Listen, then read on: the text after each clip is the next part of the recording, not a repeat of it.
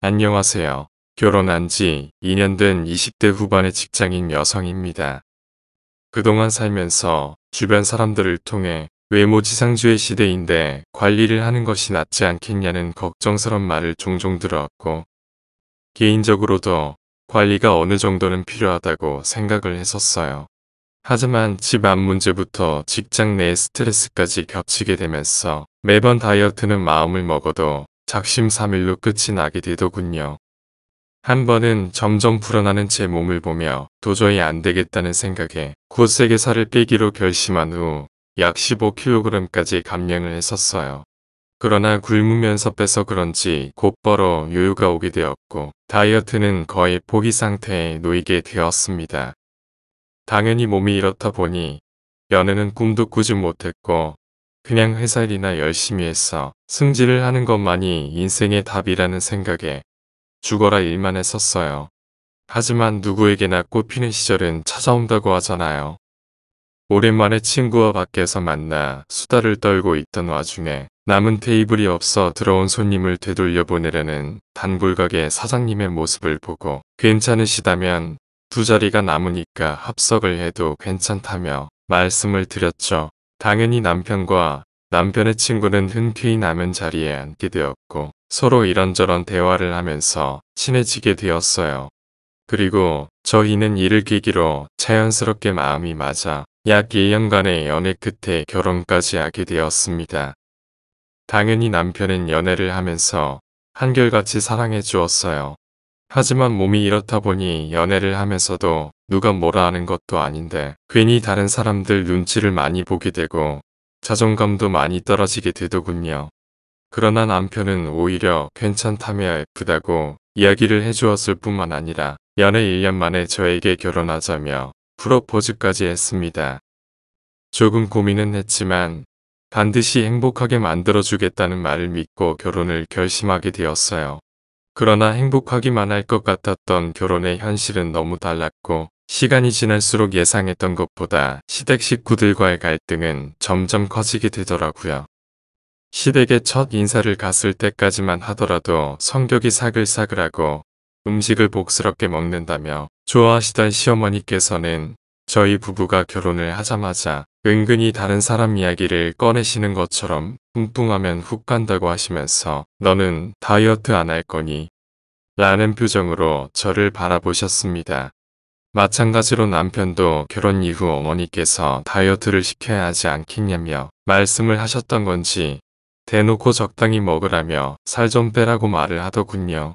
당연히 이런 말을 듣는 게 기분이 나쁘고 남편이 연애 때와는 저를 대하는 게 너무나도 달라져서 속상했습니다. 그래서 이번에는 마음을 독하게 먹고 시어머니와 남편에게 보여주고자 하여 다이어트를 다시 시작하게 되었어요. 나름대로 먹는 음식의 양을 줄이면서 평소에는 시도조차 하지 않았던 운동을 열심히 하고 살을 빼려고 노력을 많이 했습니다. 그러다 보니 시간이 지나면서 효과가 조금씩 나타나게 되었고 이번에는 성공할 수 있겠다 싶더군요. 그러나 천천히 조금씩 살을 빼고자 해서 그런가 겉으로 다이어트의 효과가 확 티가 나지 않다 보니 시어머니와 남편은 계속해서 저를 대상으로 폭언과 구박을 일삼았습니다. 한 번은 호출을 받고 남편과 시댁에 방문을 하게 되었는데 마침 시누이도 오랜만에 장기 휴가를 냈다며 집에 와 있더군요.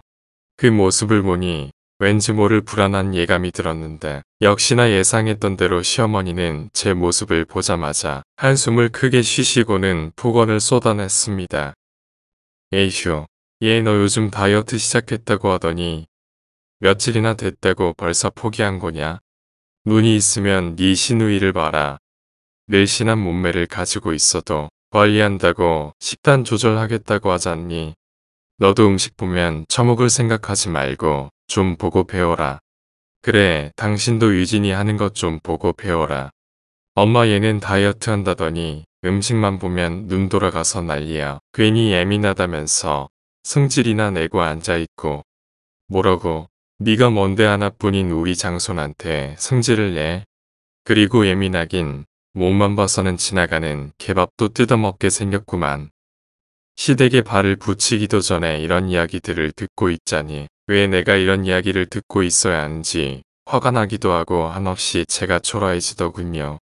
역시 남편도 시댁 식구들 앞에서는 남의 편이 맞더라고요. 마음 같아서는 머리카락을 쥐에다 쥐어뜯으며 한바탕 하고 싶었지만 괜히 들어가자마자 시댁 식구들과 싸우고 싶지 않아서 애써 두 사람의 말을 못 들은 척하며 집 안으로 들어갔습니다. 그러나 대꾸 한마디 없는 저의 이런 모습에 시어머니는 기분이 나쁜 티를 확 내더니 본격적으로 저를 괴롭히기 시작하더군요.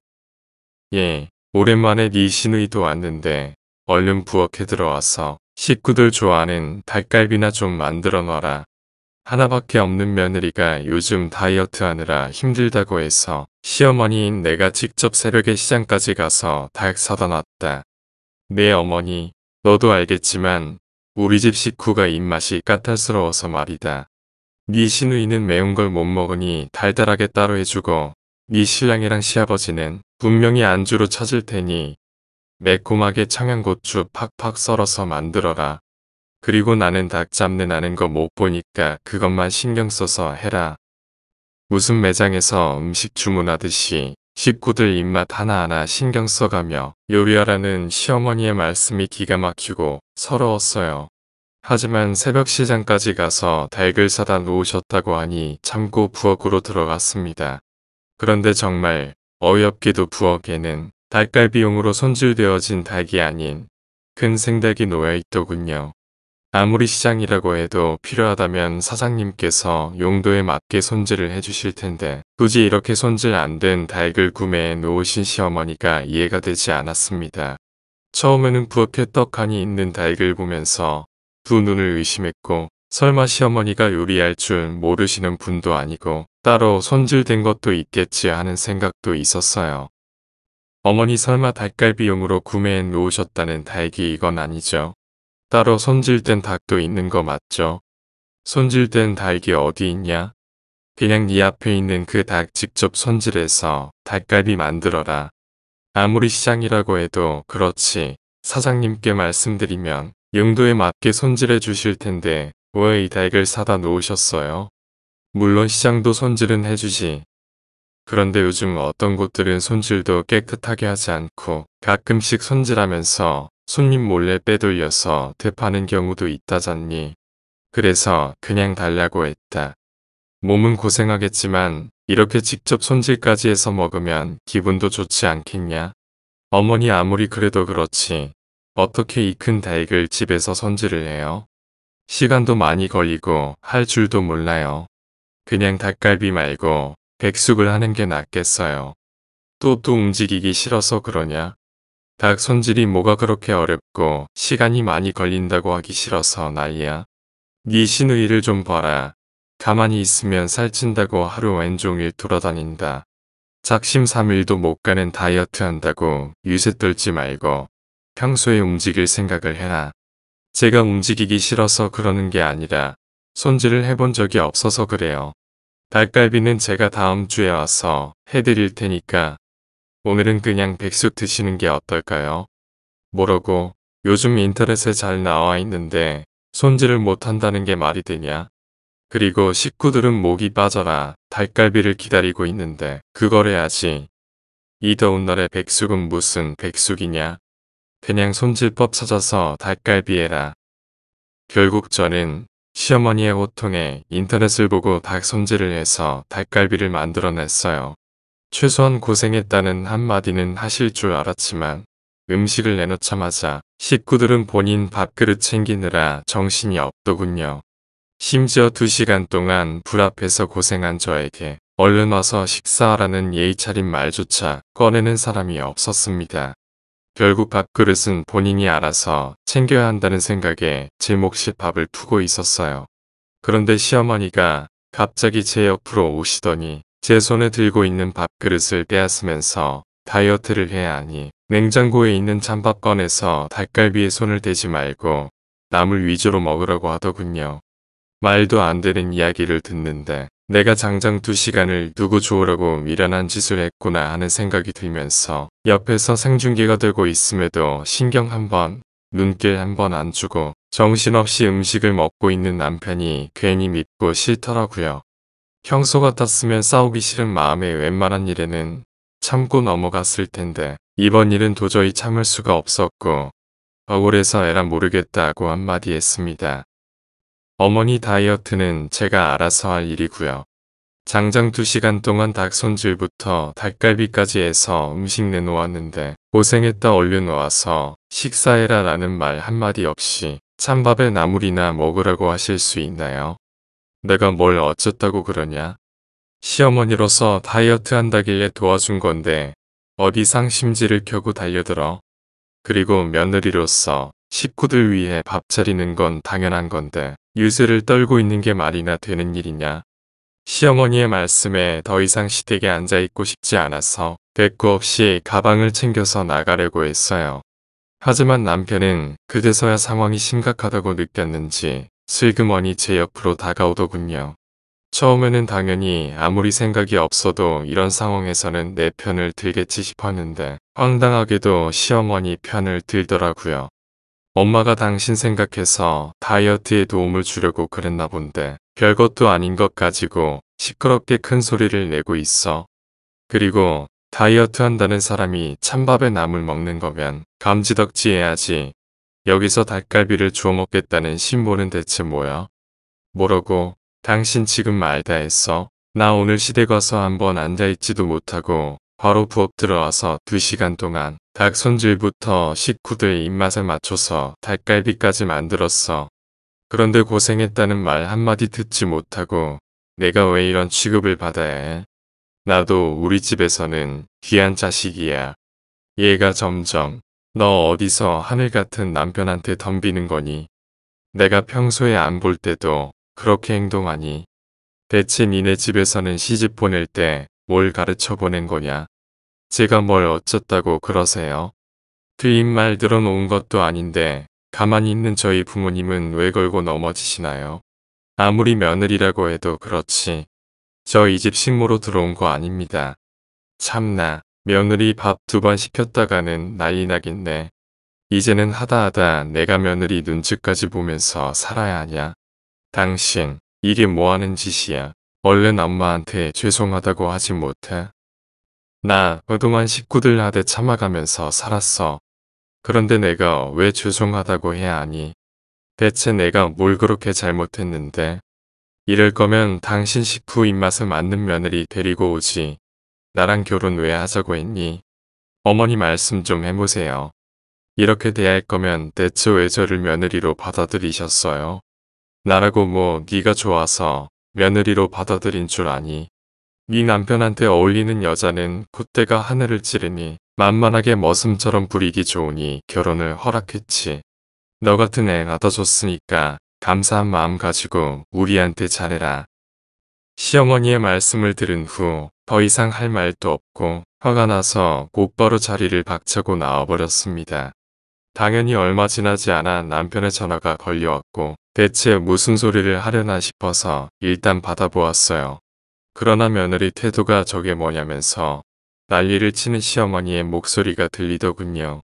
고지어 남편도 본인 엄마가 뒤에서 대성통곡하는 거 들었으니 일이 커지기 전에 얼른 다시 와서 정중하게 사과를 드리라고 소리를 고래고래 질렀지만 저는 그냥 무시하고 전화를 끊었습니다. 아무리 남의 편이라고 하지만 누가 봐도 제가 억울한 상황에서 시어머니 편을 들고 나서는 것은 도저히 용서할 수가 없었거든요. 이제는 결판을 내야겠다는 생각에 일단 저는 집으로 들어가서 눈에 보이는 대로 남편의 짐을 싸기 시작했습니다. 그리고는 방 서랍에 고이 넣어두었던 이혼 서류를 꺼내 식탁에 올려두었죠. 그렇게 몇 시간이 지나고 남편은 며느리가 되어서 시어머니가 저렇게 노발대발하시는데 끝까지 나타나지 않는 것이 말이나 되냐고 하면서 현관문을 세게 닫고 손가락질을 하며 들어왔습니다. 평소 같았으면 괜히 싸우기 싫어서 눈치 보고 미안하다 했을 거예요. 하지만 이혼을 마음먹었으니 이제는 그럴 이유가 없다 생각했고 곧바로 미리 포장해둔 남편의 짐을 던졌어요. 그랬더니 남편은 살이 찌더니 가장에 대한 예의도 밥 말아 먹었냐며 발뛰더군요. 하지만 이미 마음이 돌아선 저는 남편의 행동에 눈 하나 깜빡하지 않고 이혼 서류에 도장 찍고 당장 나가라고 강하게 이야기했습니다. 저는 당연히 남편 성격상 왜 본인이 나가냐며 소리치고 난리를 칠 것이라고 예상했지만 의외로 나가라면 못 나갈 줄 아냐고 이참에 본인이랑 맞는 여자를 찾아서 재혼하면 된다고 순순히 도장을 찍고 짐 챙겨 나가더군요. 정말 어이가 없었지만 이렇게 일이 쉽게 해결되었으니 속이 시원했습니다. 그렇게 남편과의 인연도 마무리가 되나 싶었는데 이 소식을 들은 시어머니께서 연락을 하셨어요. 처음에는 무슨 소리 하실지 뻔해서 그냥 무시해야겠다 싶었는데 너무하다 싶을 정도로 벨소리가 끊이지 않고 울리더라고요. 그래서 이미 끝난 인연이니 다시는 연락하지 말라고 말씀드리려 받았더니 제가 한마디 꺼내기도 전에 시어머니로부터 욕이 한 바가지 날아왔습니다. 처음에는 어차피 계속 볼 사람도 아니고 이런 소리 듣는 것이 마지막이니 참고 넘어가자는 생각으로 그냥 듣고만 있었죠. 그런데 하다 제가 살이 뒤룩뒤룩 찐 것이 다 유전자 탓이라며 부모님이 그렇게 만들어 시집보내 본인 아들이 피해를 입었으니 위자료를 저희 쪽에서 내놓아야 한다는 식으로 이야기를 하시더군요. 그리고 결혼할 때 전세금을 본인이 냈으니 당장 집 빼서 다시 내놓으라고 했고요. 정말 어이가 없었어요. 시어머니가 말하는 집은 남편이 전세금을 날려버려서 더 이상 불안하게 살지 말라고 저희 부모님이 대출까지 받아서 제 명의로 매매를 해주셨거든요. 그래서 있는 그대로 이야기를 해줬더니 그런 게 어디 있냐며 전세금 당장 내놓으라고 난리를 치더군요. 그러나 더 이상 막무가내로 행동하는 시어머니 말을 듣고 싶지 않아서 그냥 전화를 끊어버렸습니다. 이후 다시 전화가 올 줄 알았으나 할 말이 없는 것을 아는지 더 이상 연락이 오지는 않더라고요. 더 이상 스트레스를 받지 않아도 될 것 같아서 다행이라는 생각이 들었습니다. 사실 저는 남편이 아무 말 없이 이혼 서류에 도장을 찍은 것만으로도 만족스러워 좋게 마무리하려고 했었어요. 그러나 시어머니가 하시는 말씀을 듣고 제대로 위자료를 뜯어야겠다는 생각을 하게 되더군요. 옛말에 여자가 한을 품으면 5, 6월에도 서리가 내린다는 말이 있잖아요. 시어머니와 전 남편에게 이 말이 괜히 있는 것이 아니라는 것을 제대로 알려줘야겠다는 생각이 들었습니다. 그래서 곧바로 독하게 마음먹고 다이어트를 시작했죠. 확실히 목표의식이 있는 것과 없는 것은 천지 차이가 나더군요. 이혼 서류를 제출하고 숙려 기간을 보내는 동안 지옥 문 앞까지 갔다 왔다고 할 수 있을 정도로 극심한 다이어트를 진행했고 저는 20kg 가까이 살을 뺄 수 있었습니다. 이뿐만 아니라 결혼 후 집안일을 도맡아 하느라 눈물을 머금고 그만두어야 했던 일도 다시 시작하기 위해서 직장을 알아보았는데 타이밍 좋게 친구가 자신이 운영하고 있는 회사 일을 도와줄 수 있겠냐며 권유를 하더군요. 게다가 좋은 직급으로 들어가게 되면서 남편이 받고 있는 연봉보다 훨씬 높은 월급을 받고 근무를 할 수 있게 되었어요. 이전보다 자존감도 많이 올라가고 다이어트에 성공하면서 다들 부러워하는 몸매를 가지게 되었으니 저는 본격적으로 복수를 시작하기로 했습니다. 우선 결혼 후 같은 동네에 살면서 친하게 지냈던 언니에게 부탁하여 남편이 어떻게 지내고 있는지 소식을 알아보았는데 이혼 서류를 제출한 후 곧바로 재혼 상대를 물색하고 있다고 하더군요.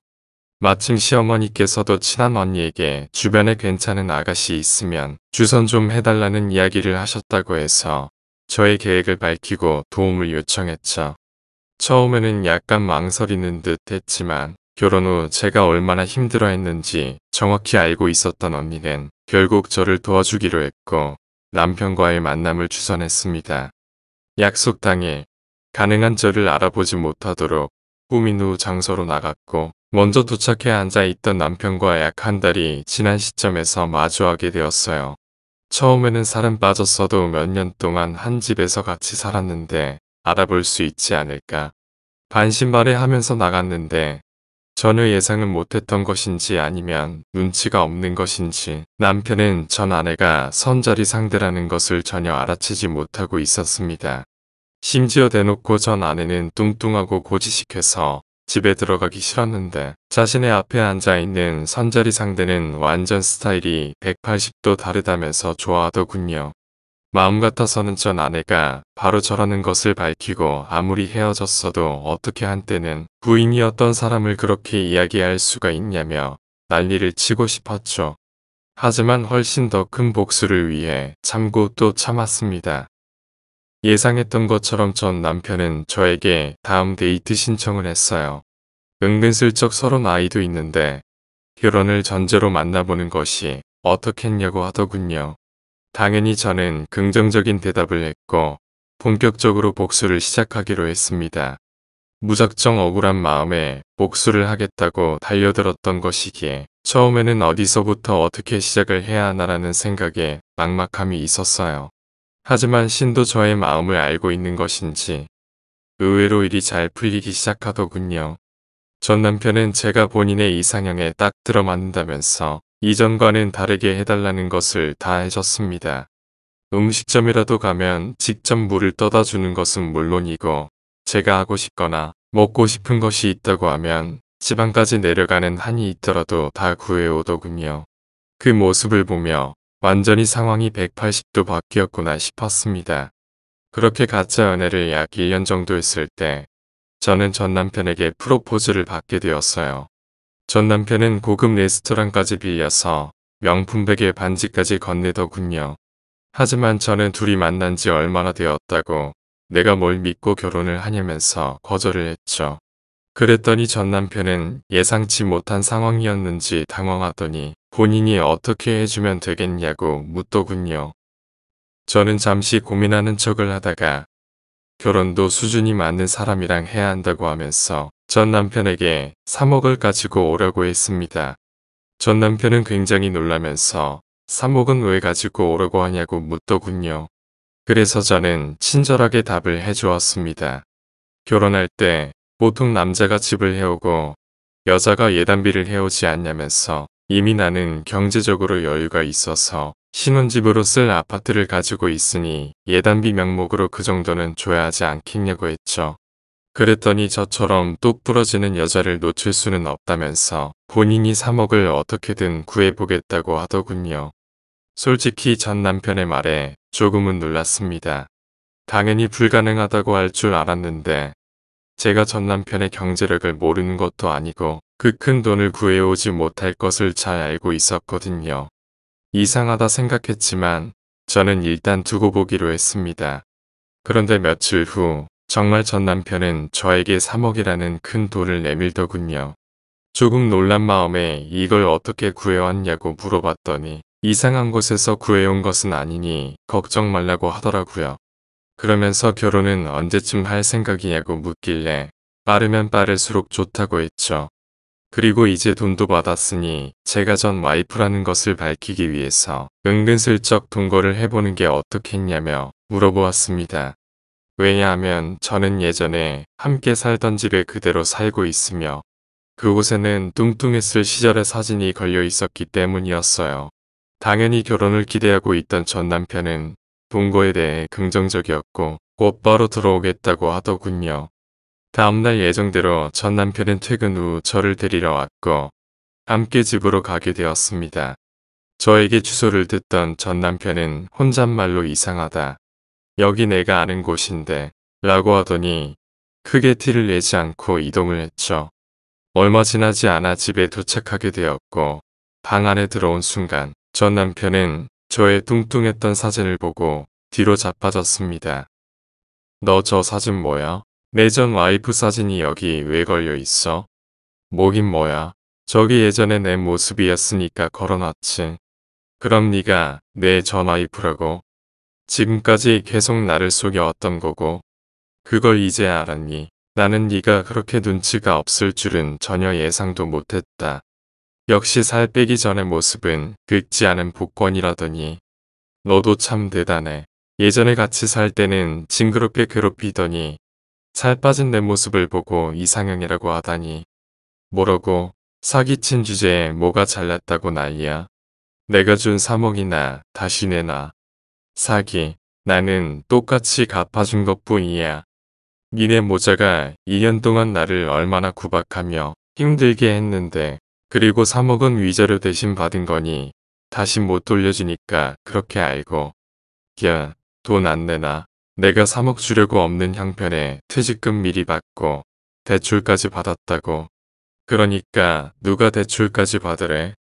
그냥 결혼 포기하면 될 텐데. 내가 돈 많이 버니까 만났던 거잖아. 사랑 하나 없는 결혼 돈만 보고 결혼하니 그 꼴이 나지. 이제 다 알았으면 당장 내 집에서 나가. 저는 좌절해서 주저앉아 있는 전 남편을 억지로 쫓아냈습니다. 당연히 진실을 알게 된 시어머니와 함께 제 집에 찾아와서 무릎까지 꿇고 그동안 잘못했다고 싹싹 빌며 돈을 돌려달라고 하더군요. 그 돈 곧 갚아야 하는데 못 받으면 집이 망한다면서요. 그 말을 듣고 저는 너무 어이가 없어서 그럼 결혼해서 그 돈을 어떻게 갚으려고 했냐고 물어봤죠. 그랬더니 전 남편은 제가 직업도 좋고 연봉이 높은 것을 알고 있었으니 그때 가서 제 돈을 사용해서 갚으려고 했다고 하더군요. 솔직하게 대출을 받아서 3억을 가지고 왔다는 것을 알게 된 이후 저는 그냥 그 돈을 돌려주려고 했었어요. 그러나 제 돈을 사용해서 돈을 갚을 예정이었다면서 저렇게 당당하게 나오니 왠지 모르게 그냥 돈을 돌려주기에는 아깝더군요. 그래서 언제까지 빌 수 있는지 한번 두고 보기로 하고 그냥 문을 닫고 들어와 버렸습니다. 그랬더니 급하긴 급했는지 일주일 내내 집 앞에 와서 무릎을 꿇고 잘못했다고 빌더군요. 사실 더 두고 보고 싶었지만 제가 사기를 친 것도 맞고 결혼도 엎어진 것이 맞는데 이 돈을 가지고 있는 것도 말이 안 된다는 생각에 그냥 3억을 다시 돌려주고 끝냈습니다. 그 두 사람은 돈을 받아가면서 끝까지 고맙고 미안했다면서 굽신굽신 하더라고요. 저는 그렇게 전 남편과의 인연을 마무리했지만 나중에 아는 언니 통해서 이야기를 들어보니 전 남편은 정신을 못 차린 건지 돌려받은 3억을 돈을 갚는데 사용하지 않고 눈을 높여 재혼 상대를 찾아 결혼을 하려고 했다고 하더군요. 그렇게 약 6개월 정도 경제적으로 여유 있는 집딸과 연애를 하다가 그 여자한테 명품백이며 다이아몬드 반지까지 사주다가 헤어졌고 돈을 갚지 못해 파산을 했다고 합니다. 결국 뱁새가 황새 따라가다 가랑이가 찢어진 꼴이었죠. 이 소식을 들으니 역시 신은 공평하다는 생각이 듭니다. 그 사람은 어떻게 지내는지 몰라도 저는 너무 속이 시원하네요. 지금까지 긴 글 읽어주셔서 너무 감사합니다.